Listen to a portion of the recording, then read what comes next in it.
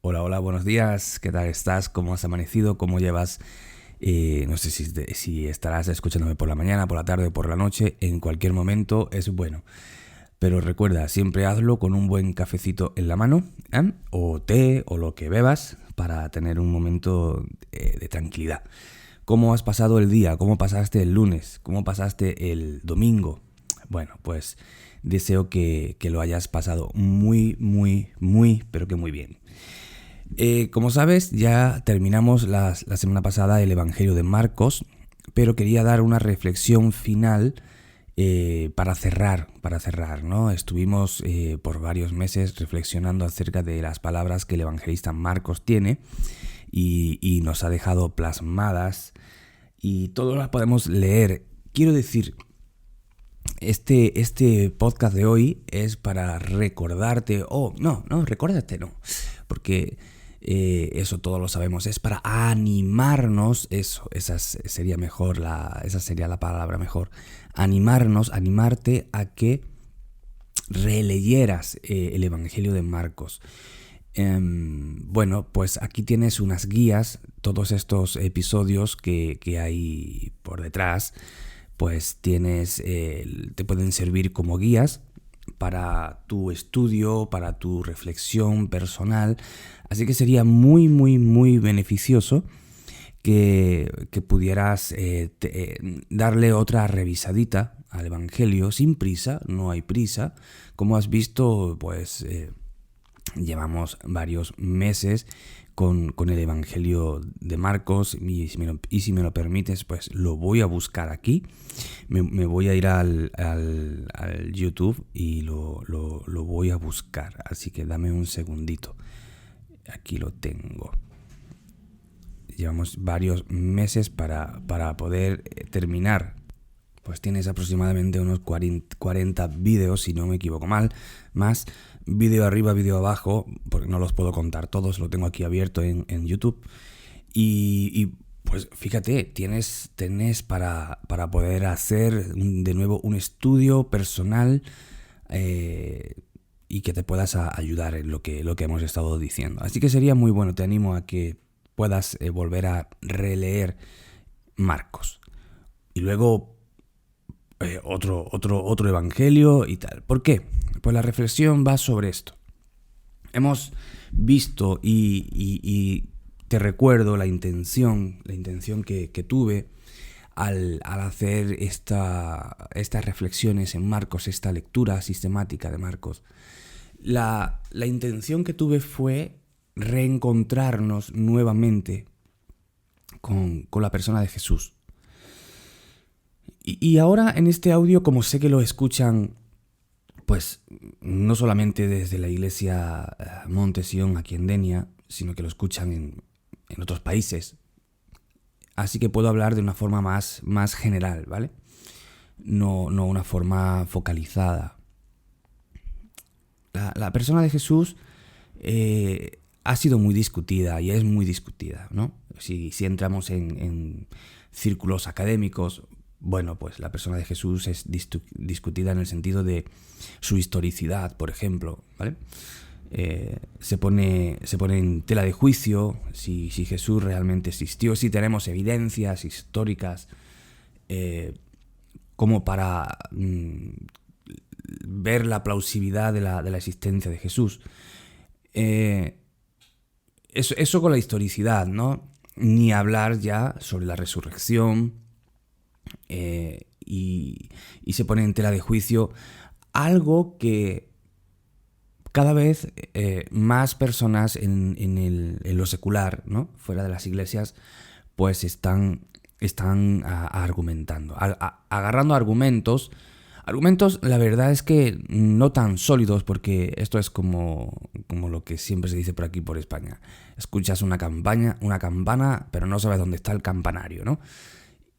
Muchas personas agarran argumentos que han escuchado, pero no pueden argumentarlos de una forma sólida. Eso es lo que está ocurriendo muchas veces ahí fuera de las iglesias, me refiero. Así que la persona de Jesús es una persona en debate. Parece que esto ya hubiera pasado de tiempo, porque tuvo un momento álgido del debate sobre la persona de Jesús, pero todavía está en debate. Creo que es porque, sinceramente, es la persona más especial, ¿no? Más especial que hubo y que habrá. No en vano, nuestra historia se divide, nuestra cronología se divide en antes de su nacimiento y después de su nacimiento, ¿no? Fue la única persona que marcó un hito histórico como para tener en el calendario su posición. Así que, como cristianos tenemos que releer a nuestro Señor. Y los documentos históricos que tenemos son los evangelios. Porque déjenme decirles, hermanos y hermanas, amigos y amigas que nos estén escuchando, que hay una mala comprensión acerca de los evangelios. ¿Qué son los evangelios? Creemos que los evangelios son documentos religiosos. Los evangelios son documentos históricos. Eso quede por delante. Los evangelios son documentos, fuentes históricas que hablan de la resurrección, de la vida, del nacimiento, de las obras de Jesús, ¿vale? Son fuentes históricas y tenemos 4 relatos históricos sobre una misma persona. Y por supuesto son relatos religiosos, porque los usamos dentro de nuestros actos de espiritualidad, ¿no? Pero son fuentes históricas. Eso no nos olvidemos, porque es nuestra base de argumentación cuando hablamos del Jesús histórico, ¿no? Nadie puede dudar de que los evangelios son relatos históricos, fuentes auténticas de historia, ¿no? Pero como cristianos, y ahora hablo de una forma mucho más hacia adentro, como cristianos hemos dejado de leer en mucho. Y fíjate lo que digo, las palabras, ¿no? Para que nadie se sienta herido, digo en mucho. Porque obviamente y gracias a Dios, pues hay muchísimos cristianos que todavía leen de forma profunda, detenida, calmada los evangelios. Pero con el ritmo de la vida rápida, con el estrés de los días, estamos dejando de leer el evangelio. Y si dejamos de leer el evangelio, estamos dejando de contemplar de la forma más directa que tenemos a la persona de Jesús. No, pero alguien puede decir, no, pero es que yo oro al Señor Jesús. Sí, tú puedes orar al Señor Jesús igual que yo, pero no estás contemplándolo, ¿vale? Porque nuestras oraciones van como son monodireccionales, ¿no? Van en una misma dirección. Yo soy el que habla esperando que el Señor me escuche, pero yo no sé si me está escuchando. Entiéndeme como te digo, ¿no? Porque no es un diálogo de 2 personas. Es como, por ejemplo, ahora yo estoy hablando aquí a un micrófono, pero yo no sé si creo que me estás escuchando, ¿no? De hecho, pero no lo puedo, ¿me entiendes? No te puedo ver, ¿vale? No puedo interactuar contigo. Eso pasa con la oración. Yo no puedo hablar contigo, no puedo conocerte, me refiero ahora mismo, no puedo conocer tus pensamientos, porque no podemos hacer un diálogo, ¿no? ¿Qué tendría yo que hacer para hablar contigo? Ir donde tú estás, o saber de ti, etc. Lo mismo pasa con la oración. Yo hablo al Señor Jesús, hablo al Padre, hablo al Espíritu Santo, ¿no? Como Dios, pero no tengo un diálogo con Él porque no está delante de mí, ¿no? A eso me refiero, ¿no? Y que no se me asuste nadie, por favor, no estoy diciendo ninguna herejía. Entonces la forma que tengo para contemplar al Señor Jesús es por medio de los relatos históricos que se nos han dejado. Ver cómo era, ¿no? Leer cómo era. Y hemos dejado casi de leer el Evangelio. Y en algunas ocasiones lo he dicho en la iglesia porque nos ocupamos de una teología más profunda, ¿no? Vengo de un seminario donde sinceramente, y déjame hacer memoria, ahora mismo estoy haciendo de una forma rápida memoria, pero no recuerdo ninguna materia que haya sido sobre los evangelios. Interesante, ¿verdad? Porque todas las materias eran sobre teología, De hecho, yo me especialicé en teología. Y dentro de mi especialización de teología me especialicé en teología de la misión y teología de la iglesia, ¿no? Eclesiología y misionología. Entonces, obviamente, tuve que sumergirme por otros derroteros, ¿no? Teológicos. Pero esto es un ejemplo de lo que nos ocurre en nuestras iglesias. Bueno, te pregunto, sin ir más lejos, te voy a preguntar, no sé en qué iglesia, desde dónde me estés viendo, escuchando, pero ¿cuándo fue la última vez que tú en tu iglesia llevaste con los hermanos, el pastor y tal, un estudio profundo sobre el evangelio, cualquier evangelio? No, muy poco. A ver, me puedo equivocar y ojalá me equivoque, ¿eh? Voy a dar un sorbito de café. Pero esto es algo generalizado, ¿eh? Será porque a lo mejor tenemos la idea de que el evangelio es lo primero que uno aprende, ¿no? Cuando tú vienes a la fe, pues el evangelio es en lo que nadas, ¿no? Es en el agua que te sumerges, en el evangelio. Porque el evangelio es para los nuevitos, ¿no? El evangelio es para el evangelismo, ¿no? Y ya cuando ya tenemos años en la iglesia, pues obviamente queremos una teología profunda. Como si el evangelio no tuviera una teología profunda, ¿no? Eso es un error que tenemos que erradicar y es parte de lo que he querido mostrarte en estas reflexiones sobre el Evangelio de Marcos. Quiero leer para ti, y no voy a hacer esto muy extenso, quiero leer para ti en la primera carta de Juan un texto que siempre va conmigo. De hecho, lo hablo, lo muestro de forma reiterada en la iglesia. Dice, capítulo 2 de Primera de Juan, dice: hijitos míos, os escribo estas cosas para que no pequéis. Y si alguno peca, abogado tenemos para con el Padre, a Jesucristo el justo. Él mismo es la propiciación por nuestros pecados, y no solo por los nuestros, sino también por los del mundo entero. Y en esto sabemos que hemos llegado a conocerle, si guardamos sus mandamientos. Conocerle es un vocablo muy interesante. Juan podía decir: yo he llegado a conocerle, porque Juan fue discípulo de Jesús, pero no como nosotros, que somos discípulos de Jesús, por supuesto, sino que fue discípulo viéndolo cara a cara. De hecho, estuvo recostado sobre el pecho de Jesús, como dice por ahí un evangelista. Él llegó a conocerle. Pero ¿cómo hemos llegado nosotros a conocerle para guardar sus mandamientos? ¿Cómo podemos llegar a conocerle para guardar sus mandamientos? Leyendo sobre él, viendo su vida, dándonos una vuelta con él por Jericó, dándonos una vuelta por Judea, dándonos una vuelta con él por Samaria, cuando él estaba con la samaritana, estando con él junto al pozo, escuchando la conversación que él tuvo con la samaritana, mientras los discípulos estaban comprando pan para comer,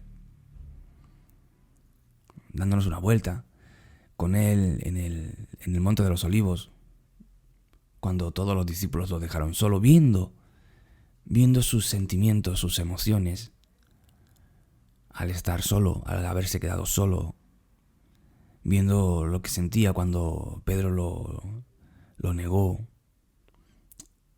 Ahí podemos llegar a conocerle, estando con él, y eso lo podemos hacer sumergiéndonos en el Evangelio. Dice Primera de Juan 2, versículo 4, el que dice yo he llegado a conocerle y no guarda sus mandamientos es un mentiroso, y la verdad no está en él. Pero el que guarda su palabra, en él verdaderamente el amor de Dios se ha perfeccionado. En esto sabemos que estamos en él. El que dice que permanece en él debe caminar como él caminó. Este texto es el que me acompaña muchas veces porque este texto es el que me sitúa. Este texto para mí es uno de los textos fundamentales en mi vida. Cuando lo descubrí, no pude dejar de pensar en él. De hecho, Siempre que tengo que poner algún ejemplo sobre Jesús, pongo esto, ¿no? Siempre que pongo un ejemplo sobre el seguimiento cristiano, pongo este texto. Para mí es el texto por excelencia. ¿Por qué? Porque yo no puedo caminar como Jesús caminó si no sé cómo caminó Jesús. Tú no puedes caminar como Jesús caminó si no sabes cómo caminó Jesús. Por eso es tan importante leer el Evangelio, releer el Evangelio. Empezar con Marcos, seguir con Lucas o Mateo, terminar con Juan o como quieras, ¿no? De hecho, el Evangelio de Juan es el evangelista que recoge otros datos históricos de Jesús, otros hechos que no recogen los evangelios sinópticos. Así que es muy interesante. Si has leído Marcos, lee ahora Juan, porque vas a ver otra perspectiva de la vida de Jesús vista por el evangelista. Es muy interesante. ¿Cómo anduvo Jesús? Y Jesús era excepcional. Y muchos de nosotros, me refiero a la iglesia del siglo XXI, ¿vale? Da igual qué iglesia, no me voy a meter en nombres porque no, ¿para qué? Estoy hablando del cristianismo en general, ¿no? Hemos caído mucho en legalismo, hemos caído mucho en contradicciones, hemos caído muchos en estructuras, las cuales vemos en Jesús que Él las desechaba. De hecho, por eso lo crucificaron. Por eso lo crucificaron. Porque es que Jesús no cuadraba en el molde religioso. Y es interesante. El texto dice, a los suyos vino, pero los suyos no le recibieron. Él vino a lo suyo. A los suyos. Era su pueblo, creación suya. Jesús es el Adonai del Antiguo Testamento, el Señor, el que hizo el pacto con ellos en Sinaí. A ver, Jesús era el que hizo el pacto en Sinaí, pero los suyos no le recibieron. Es más, lo mataron. ¿Por qué? Porque Jesús no cuadraba en su religión. Irónico, paradójico, ¿no? El creador del pueblo es matado por el pueblo. Porque el mismo pueblo lo desecha, porque no, tú no cuadras con nosotros. Tus enseñanzas no son como nosotros. El pueblo había caído en un legalismo farisaico. Bueno, farisaico sería un anacronismo para aquel tiempo, pero nosotros nos entendemos. Era un legalismo tal que no escucharon al verdadero Dios, al único Dios. Y yo creo que hoy mucho sucede en el cristianismo. Jesús lo amamos, lo respetamos, por supuesto, nuestro Señor. A ver, entiéndeme lo que digo. Pero nos asombraríamos si Jesús estuviera entre nosotros, porque diríamos, uy, yo eso no lo haría, Señor. Uy, vas a ese sitio, Señor. No, yo no lo haría porque ¿qué dirán? ¿Qué dirán? ¿Entiendes? La iglesia debe andar como Jesús anduvo. Capítulo 2, versículo 6 de 1 de Juan. El que dice que permanece en él debe caminar como anduvo Jesús. La iglesia debe aprender del Maestro. La iglesia debe ir a lugares donde el Maestro iría. El Maestro nunca se quedaría dentro de un templo para siempre. El Maestro entraba a los templos para enseñar, pero el Maestro dejó de entrar al templo cuando ya dijeron, no te queremos aquí, ok, pues voy a enseñar en la calle. El Maestro fue un maestro de la calle.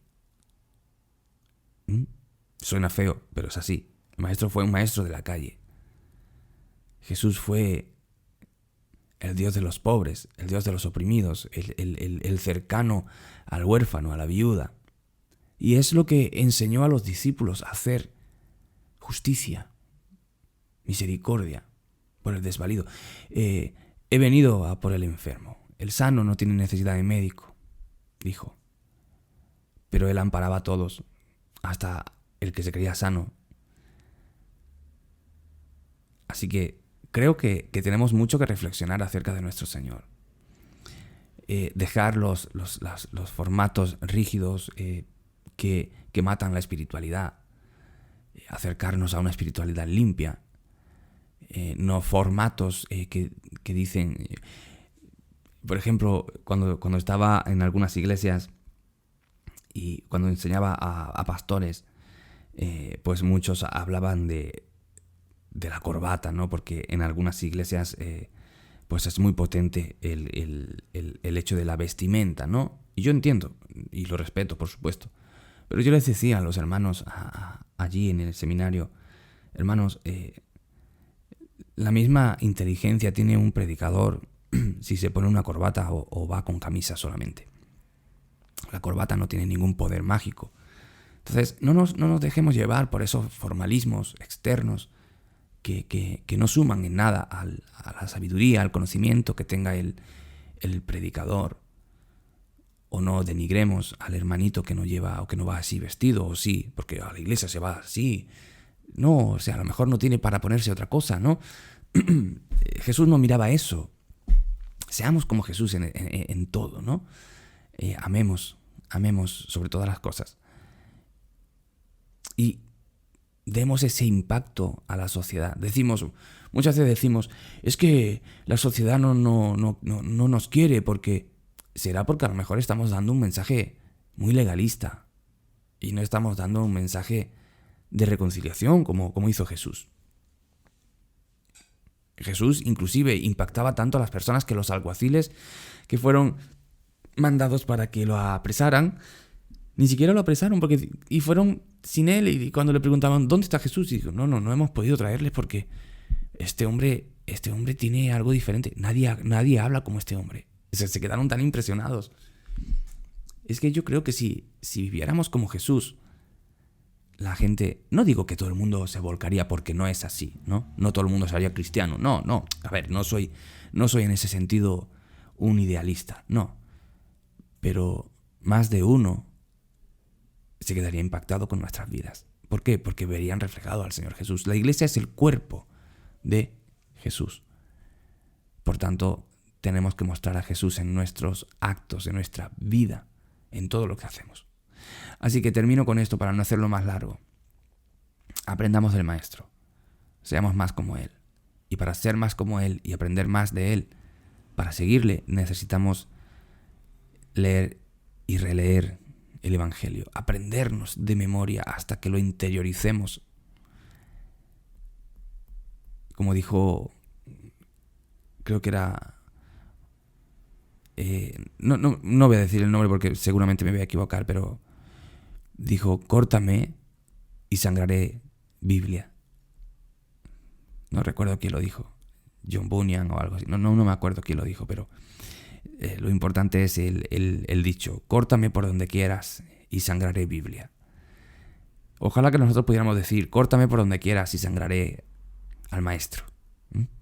Eso quiere decir que lo habremos interiorizado de tal forma que todo lo que digamos, hablemos, vivamos, nos conduzcamos por la vida, será mostrándole a Él.